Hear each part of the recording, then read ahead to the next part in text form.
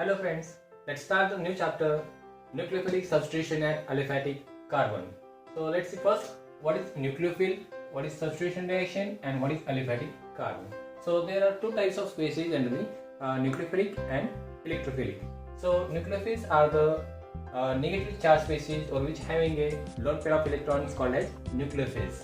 Nucleophiles means nucleus loving, that is nucleus loving means nucleus having a positive charge, so positive charge having a attraction to the negative charge, so negatively charged species called as nucleophiles.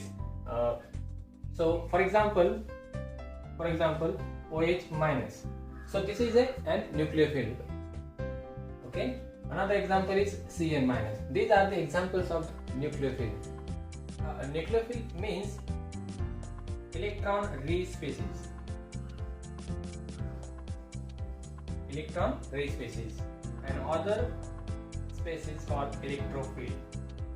Electrophile means electron deficient species. Electron deficient species. Electron deficient. So electron rich species called as nucleophile or electron deficient species called as electrophile. So these are the two types of species in organic chemistry. तर न्यूक्लियोफिल म्हणजे काय, तर ज्यामध्ये न्यूक्लियोफिल means nucleus loving. तर nucleus वरती आपल्याला माहिती आहे चार्ज कोणता असतो. समजा न्यूक्लियस असेल, न्यूक्लियस वरती प्रोटॉन्स आणि न्यूट्रॉन्स असतात. So total charge on nucleus is positive charge. So this positive charge having attraction to the negative charge. So जे काही पॉझिटिव्ह चार्ज आहे त्याला अट्रॅक्शन ऑब्विसली कशाचं असणार आहे, तर निगेटिव्ह चार्ज असणार आहे. सो न्यूक्लियस लव्हिंग म्हणजे न्यूक्लियसला आवडणारे स्पेसिस कोणते आहे, तर निगेटिव्ह चार्ज स्पेसिस आहेत. तर त्यामुळे इलेक्ट्रॉन री स्पेसिस किंवा निगेटिव्हली चार्ज स्पेसिस कॉल्ड न्यूक्लियोफिल. ठीक आहे. या अपोजिट आपण काय, इलेक्ट्रोफिल्स मीन्स इलेक्ट्रॉन्स लव्हिंग, इलेक्ट्रॉनला आवडणारे स्पेसिस. मग आता इलेक्ट्रॉन म्हणजे निगेटिव्ह चार्ज स्पेसिस, तर निगेटिव्ह चार्जला कोणते स्पेसिस आवडणार आहे, तर पॉझिटिव्ह. सो पॉझिटिव्ह चार्ज किंवा electron deficient. Deficient means positive charge, lack of electrons, so positive charge. So positive charge species called as electrophile and negative charge species called as nucleophile. Okay, so these are the types of the species. So in this chapter we are going to study about the nucleophile. So substitution reaction, so there are mainly three types of reaction: substitution reaction, addition reaction and elimination reaction. So reactions are having three types, mainly three types: substitution, then addition reaction, and third one is the elimination reaction. Okay, in this chapter we are going to study about the substitution reaction. So what are the substitution reaction? The substitution reaction म्हणजे नेमकं काय, तर एखादा substitute असेल, एखाद्या group मधून एखादा parts किंवा ॲटम किंवा ग्रुप ऑफ ॲटम्स आपण एखादा रिप्लेस केला एखाद्या दुसऱ्या ग्रुपने, तर त्या रिएक्शनला काय म्हणणार, सबस्टिट्यूशन रिएक्शन. म्हणजे एकाच्या जागेवरती दुसरा आपण सबस्टिट्यूट करणार, that type of reaction called as substitution reaction. Addition reaction मध्ये काय होतं, एखादा दोन सबस्ट्रेट किंवा दोन रिएक्टंट आपण काय करू शकतो, एकामध्ये ऍड करू शकतो किंवा रिएजंट रिएक्टंट मध्ये आपण ऍड करू शकतो आणि त्या ठिकाणी आपला सिंगल प्रोडक्ट म्हणतो. त्या टाइपच्या रिएक्शन काय म्हणणार आहे, addition reaction. So in addition reaction two reactant get mixed together and there is formation of single products called as addition type of reaction. Here is no side products. Okay, so you will get only single products. So elimination reaction. In elimination reaction, some part of the substrate is eliminated from the substrate or reactant. That is called as elimination reaction. तर यामध्ये आपण काय करणार आहे, तर reactant मधला काही part आपण काय करणार आहे, एलिमिनेट करणार आहे, काढून टाकणार आहे. That is elimination reaction. So these are the types of reaction. So in this chapter we are going to study the substitution reaction. Okay. So we see nucleophile. What is nucleophile? What is substitution reaction? Now let's see aliphatic carbon. Okay, there are two types of carbon: aliphatic and aromatic carbon. So simple difference between the aliphatic and aromatic carbon is the aliphatic carbon means the carbon having a sp3 hybridization. Simply, okay, those carbon having a sp3 hybridization, you can call it as a aliphatic carbon, and other is you may call it as a aromatic carbon. So we are going to study in this chapter nucleophilic reaction, which are substitution reaction at aliphatic carbon only. Okay, आता बघितलं की न्यूक्लियोफिल म्हणजे काय, तर electron rich spaces असणार आहे, ज्याच्यामध्ये negative charge असेल अशा स्पेसिसला आपण न्यूक्लियोफिल म्हणणार आहे, आणि ज्यामध्ये पॉझिटिव्ह चार्ज आहेत अशा स्पेसिसला आपण काय म्हणणार आहे, इलेक्ट्रोफिल म्हणणार आहे. तर त्यानंतर सबस्टिट्यूशन म्हणजे काय, एकाच जागेवरती आपण दुसरा ग्रुप सबस्टिट्यूट करणारे अशा रिएक्शनला काय म्हणतात, सबस्टिट्यूशन रिएक्शन. तर आपण एक्झाम्पल्स बघूया. Nucleophilic what are the examples of nucleophilic substitution reaction, what are examples of the electrophilic substitution reaction. So let's see first nucleophilic substitution reaction. Nucleophilic substitution reaction. Okay, let's say hydrolysis of a methyl bromide. For example, hydrolysis of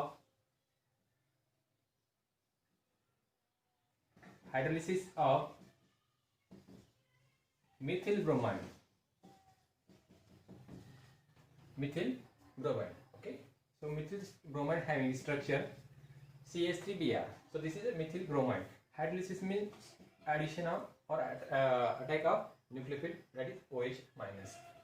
Okay. There is formation of CH3OH and plus Br minus. So this is a reactant. Okay, this is a nucleophile. Why it is nucleophile? Because it having a negative charge or having an excess of electrons, so it can donate its electron to the other species. So this is a nucleophile. Okay, this is a hydrolysis of methyl bromide. Okay, in this we can see here attack of OH minus, and there is a leaving group departure, that is Br minus. So this is a product, substituted products, and this is a leaving group. Okay, here we can see there is substitution of Br by the OH minus. So this is an substitution reaction. So what is incoming group? What is the nature of the incoming group? The nucleophilic nature, because it is having an excess of electron or negative charge species. So this is a nucleophile. So incoming group is nucleophile and it's going to substitute another group. So this is a nucleophilic substitution reaction. Okay, let's take another example of electrophilic substitution reaction. Let's see what are the electrophilic substitution reaction. Electrophilic substitution reaction. Electrophilic substitution reaction. So for example, nitration of benzene. Okay, NO2 plus. Okay, benzene is going to NO2 is going to add to benzene ring. There is a formation of nitrobenzene.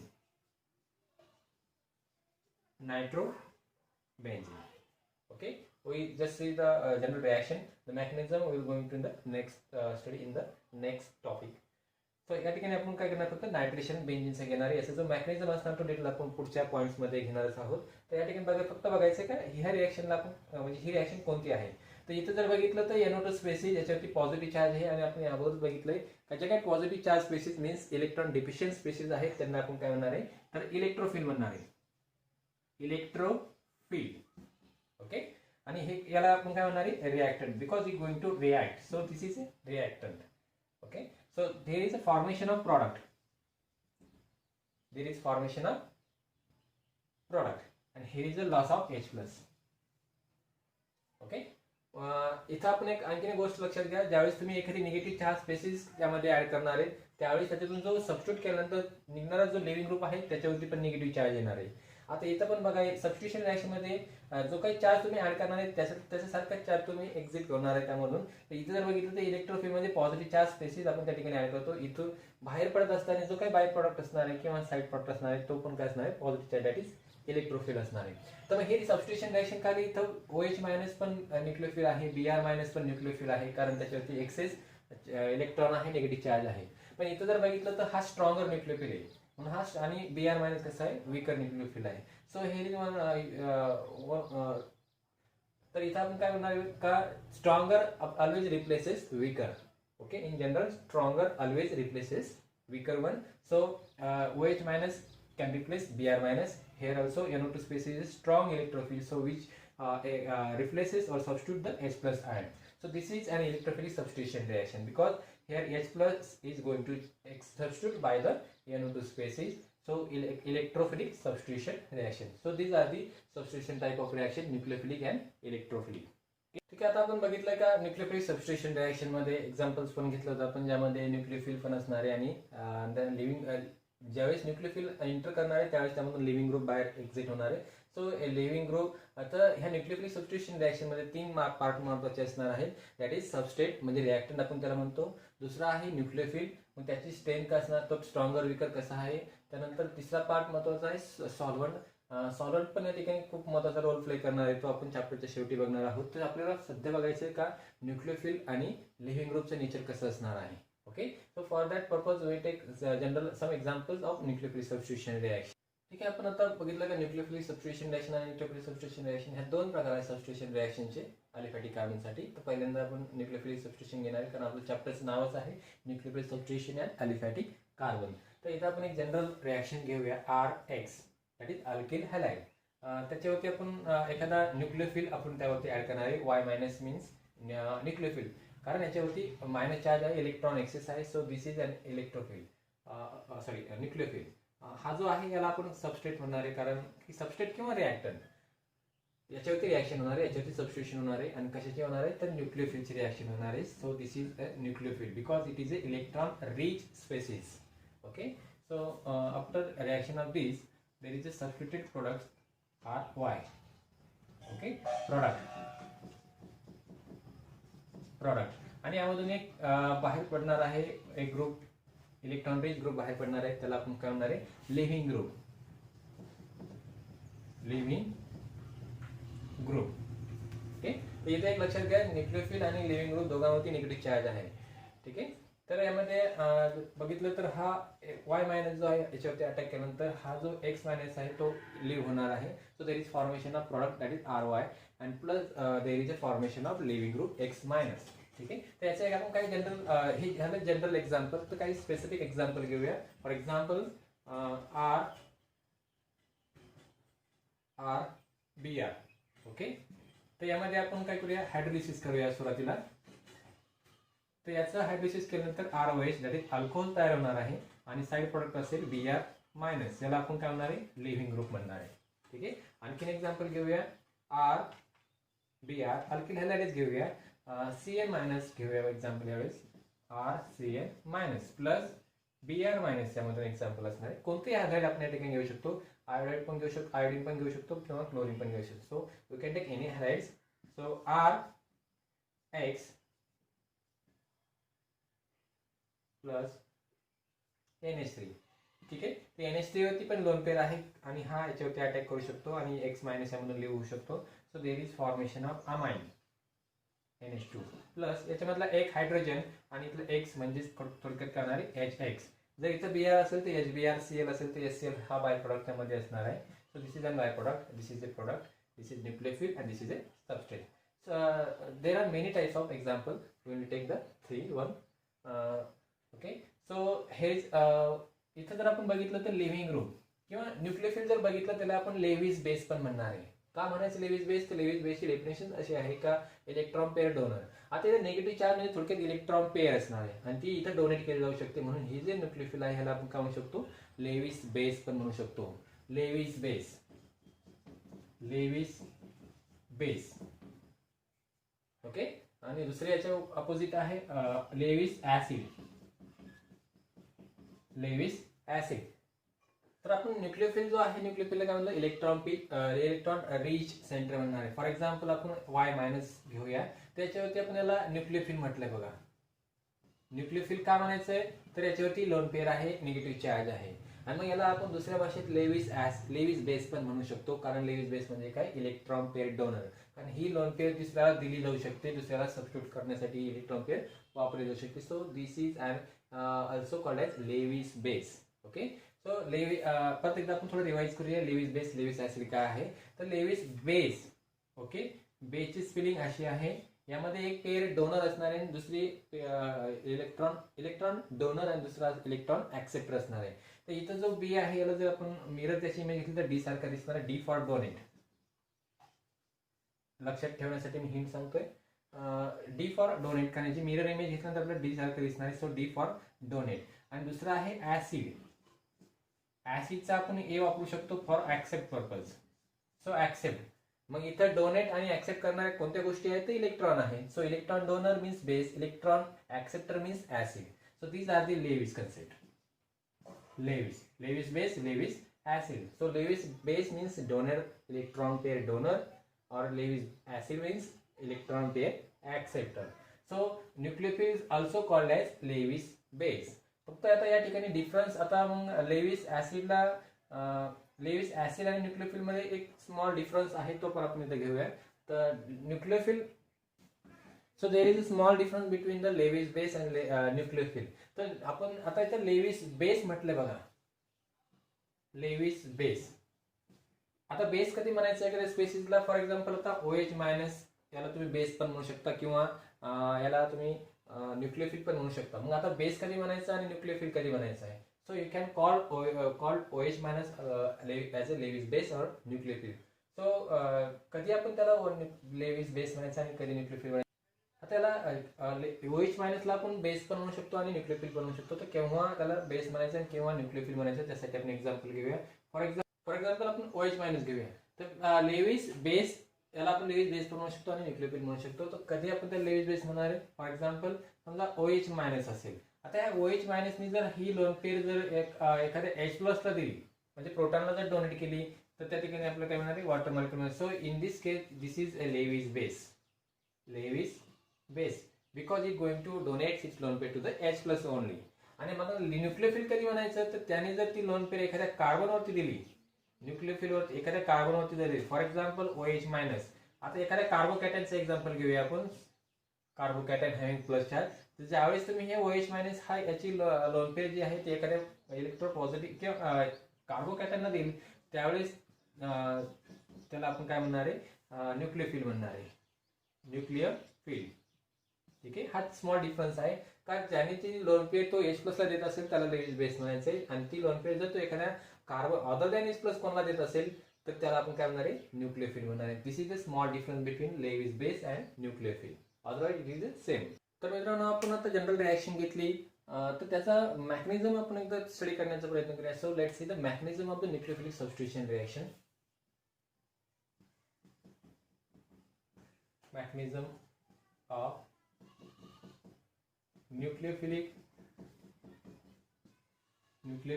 substitution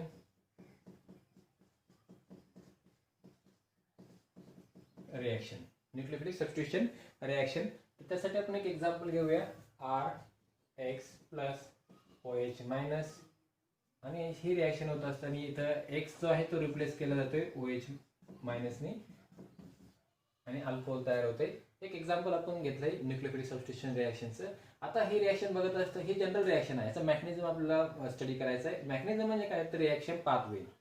so what are the mechanism? Mechanism means the reaction imaginary pathway of the chemical reaction called as mechanism. तर याचा pathway कसं असणार, ही reaction कशी होणार आहे असं टाकलं लगेच ते याच्यामध्ये काहीतरी लॉजिकली असणारी इमॅजिनरी पाथवे असणारी, तो आपल्याला त्या ठिकाणी स्टडी करायचा आहे का.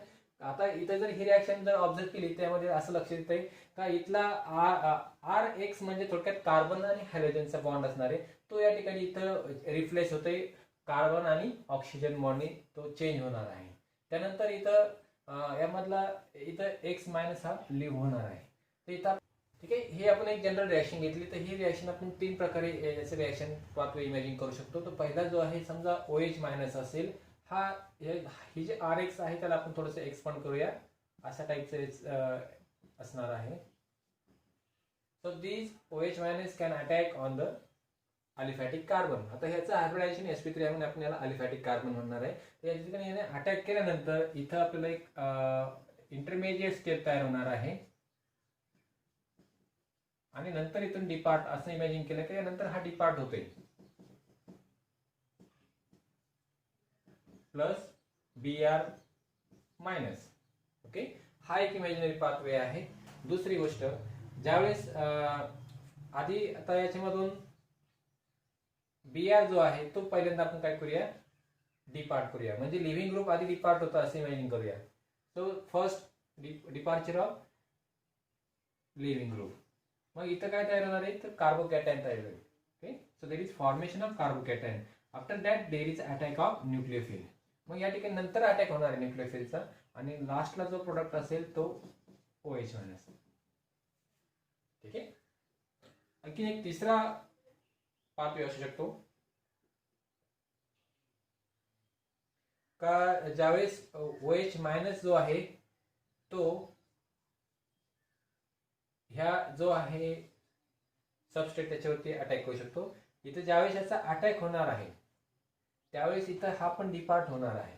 असं मिनिंग करूया, जेवढा याचा बॉन्ड इथं फॉर्म होणार आहे तेवढाच बॉन्ड याचा ब्रेक होणार आहे. So there is a intermediate step. Okay, there is a intermediate step. So partial formation of carbon oxygen bond, partial breaking of carbon Br bond. So this is transition state, this is transition state, and this is also a transition state. Okay, मग आता इथे ज्यावेळेस पूर्ण हा bond तयार होणार आहे त्यावेळेस हा पूर्ण बॉन्ड डिपार्ट होणार आहे. मग त्या ठिकाणी अल्कोहोलचा प्रोडक्ट तयार होईल. ओके, आणि प्लस Br मायनस. ठीक आहे, ही जनरल रिॲक्शन घेतली ती. त्यामध्ये हा जी रिॲक्शन होते हे आपण असे इमॅजिन केलं ह्या तीन कुठल्या तरी वेने ही जाणार आहे, पाच वेने ही रिॲक्शन जाणार आहे. तर यामध्ये कोणता पाथवे असू शकतो आपण बघूया. तर पहिल्या याच्यामध्ये आपण विचार केला होता की हा OH मायनस हा डायरेक्टली त्या सबस्ट्रेटवरती अटॅक करेल. अटॅकिंग सेंटर म्हणजे अलिफॅटिक कार्बनवरती अटॅक करू शकतो. तर ही रिॲक्शन कोणती रिॲक्शन ही ट्रान्झिशन स्टेट असणार, इंटरमिजिएट स्टेप असणार, त्याच्यामधूनच जाते. सो इथं ही ट्रान्झिशन स्टेट ही पॉसिबल आहे. तर इथं जर आपण ऑब्झर्व केलं तर हे जे सेंट्रल कार्बन आहे अटॅकिंग सेंटर जे आहे ते इथे जर बघितलं तर 5 बॉन्ड होतात आणि आपण बघितलं की हे बियॉन्ड द लिमिट आहे, कारण कार्बन फक्त किती 4 बॉन्ड तयार करू शकतो. So this is an axial bond. So this transition state is does not exist. हे नाहीये, हा पाथवे इथं होऊ शकत नाही का हा डायरेक्टली त्याच्यावरती अटॅक करेल नंतर लिव्हिंग ग्रुप निघून जाईल. दिस इज नॉट पॉसिबल. तर दुसरा जो पाथवे आहे याच्यामध्ये बघितलं का पहिल्यांदा डिपार्चर लिव्हिंग ग्रुप्स होणार आहे. So in second case there is departure of living group first and there is formation of transition state which having a carbocation character. तर या ठिकाणी बघितलं तर 3 बॉन्ड आहेत म्हणून त्या कार्बनवरती काय पॉझिटिव्ह चार्ज आहे, कारण हा लिव्हिंग ग्रुप जात असताना त्याचे दोन्ही इलेक्ट्रॉन घेऊन जातो म्हणून हा कार्बन जो शिल्लक राहतो त्याच्यावरती डिफिशियन्सी असणार, दॅट इज प्लस चार्ज असणार आहे. आणि मग नंतरच्या सेकंड स्टेप मध्ये जे आहे हा न्यूक्लियोफिल तिथे त्याच्यावरती अटॅक करणार आहे आणि अल्कोहोल फॉर्मेशन होणार. सो इथं जर ट्रान्झिशन स्टेट ऑब्झर्व केली तर इथं लेस दॅन 4 बॉन्ड आहे म्हणजे ही स्टेट त्या ठिकाणी असू शकते. So this is a possibility. Okay, तो सर थर्ड केस मध्ये आपण काय इमॅजिन केलं होतं का जो OH न्यूक्लियोफिल आणि जो सबस्ट्रेट आहे ते दोघंही त्या एका स्टेप मध्ये असणार आहे. म्हणजेच काय तर हा OH मायनस जेवढा याच्यावरती अटॅक करेल तेवढा लिव्हिंग ग्रुप तिथून डिपार्ट झालेला असेल. म्हणजे हा जेवढा जवळ येईल हा तेवढा हा Br मायनस काय असणार आहे किंवा ब्रोमिन काय असेल तो दूर गेला असेल. तर इथे जे ट्रान्झिशन स्टेट पॉसिबल आहे ती आहे.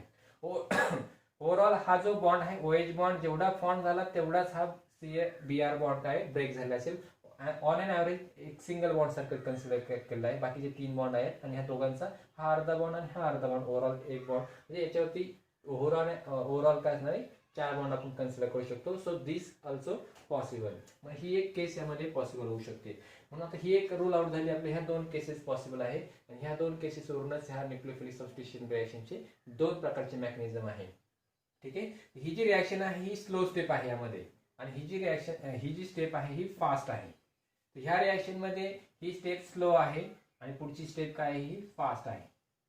ठीक आहे, आता रिॲक्शन रेट जो आहे तो स्लो स्टेप वरून डिटरमाइन केला जाऊ शकतो. कारण का तर स्लो स्टेप मध्येच आपण काय करू शकतो एखाद्या रिॲक्शनचा स्पीड आपण डिटरमाइन करू शकतो. ठीक आहे, तर इथं जर बघितलं आता तर ह्या स्लो स्टेप मध्ये हा सिंगल मॉलिक्युल इन्व्हॉल्व आहे म्हणजे एकाच मॉलिक्युलवरती ह्या रेटचा रेट डिपेंड आहे. म्हणून हिला आपण काय म्हणणार आहे SN1. SN means S means substitution, N means nucleophilic, 1 means unimolecular. Unimolecular means single molecule. So substitution nucleophilic unimolecular reaction or unimolecular nucleophilic substitution reaction or unimolecular substitution nucleophilic reaction. Okay, तुम्ही याला तीन नाव आहेत, एक substitution आहे, एक nucleophilic आहे आणि युनिमॉलिक्युलर आहे. तुम्ही कोणतेही सिक्वेन्स त्या ठिकाणी लावू शकता, त्याचं मिनिंग सेम असणार आहे. So nucleophilic substitution reaction nucleophilic unimolecular substitution reaction means SN1. तर त्यासाठी हा मेकॅनिझम असणार आहे. आता दुसऱ्या टाईप मध्ये ही स्लो स्टेप आहे. ही जी स्टेप आहे स्लो या ठिकाणी न्यूक्लियोफिल पण आहे आणि रिॲक्टन पण आहे, दोन्ही मॉलिक्युल इन्व्हॉल्व आहेत म्हणून आपण ह्या रिॲक्शनला काय म्हणणार बाय मॉलिक्युलर म्हणणार आहे. पण ही रिॲक्शन कोणती आहे न्यूक्लियोफिलिक आणि सबस्टिट्यूशन रिॲक्शन्स आहे. So this is nucleophilic substitution bimolecular reaction that is called SN2.